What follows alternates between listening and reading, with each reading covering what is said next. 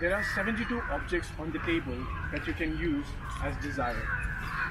I am the object. Performance. During this period, I will take full responsibility. Duration 6 hours, 8 p.m. to 2 a.m. That was the description kept on the table along with 72 other items. The 72 items were of two types. One for pleasure, the other for pain. The pleasure items consisted of water, bread, rose, and so on.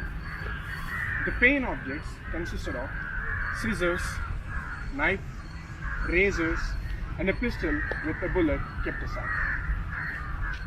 Beyond the table was Marina Abramovic, a performance artist who was doing a 6-hour experiment. The point of the experiment was this: she would stay still for 6 hours and the public was free to do anything they wanted. I repeat, anything they wanted.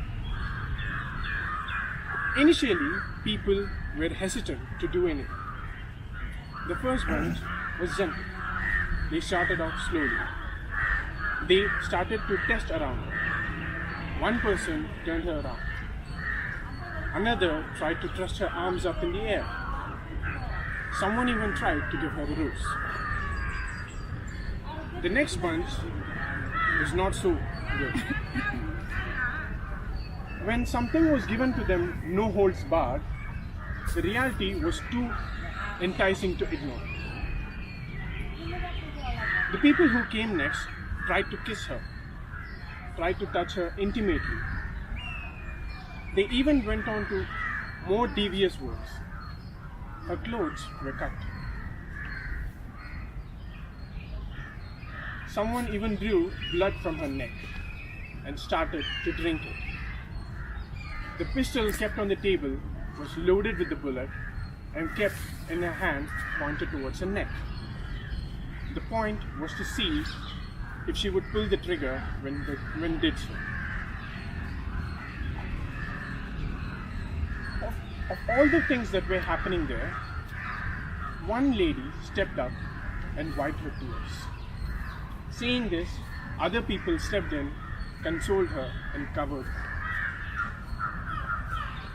The group had now split into two factions.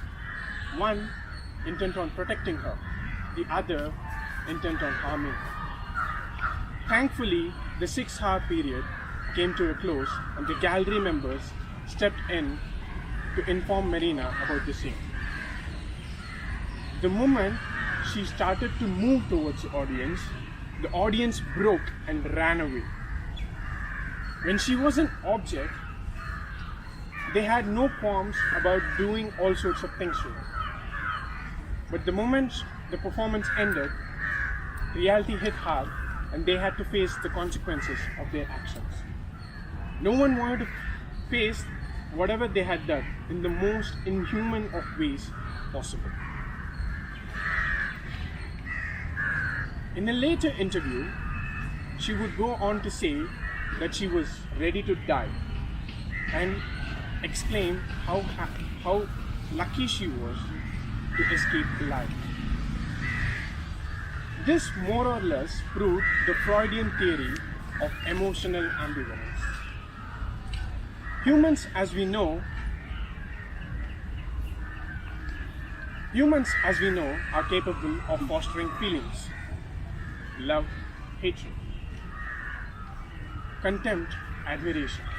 Sometimes they feel both feelings simultaneously. When this happens, it gives rise to an equivalence which was called as primitives by Dr. Sigmund Freud. The primitives denote the most simplest and the basic forms of human living, when we had no rules to keep us in check, no consequences. To counter this, a set of rules, moral values were brought into force called taboos. Taboos were prohibitions that were set out to act as a moral compass for us humans to follow.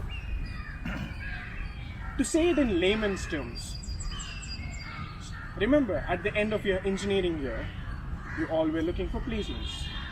You and your friend both went around looking for jobs. You got a job at a better paying company. Your friend was not so lucky and got a lesser paying job. He or she as a friend feels happy for you. But then again, in some part of their brain, there is an emotion which bothers them: jealousy. The moral value of jealousy isn't good, prohibits them to act on their basic top instincts. In Marina Abramovic's experiment, there was also ambivalence. One group was love, the other group was hatred. Just because there was ambivalence, there was no tragic end that befell that day.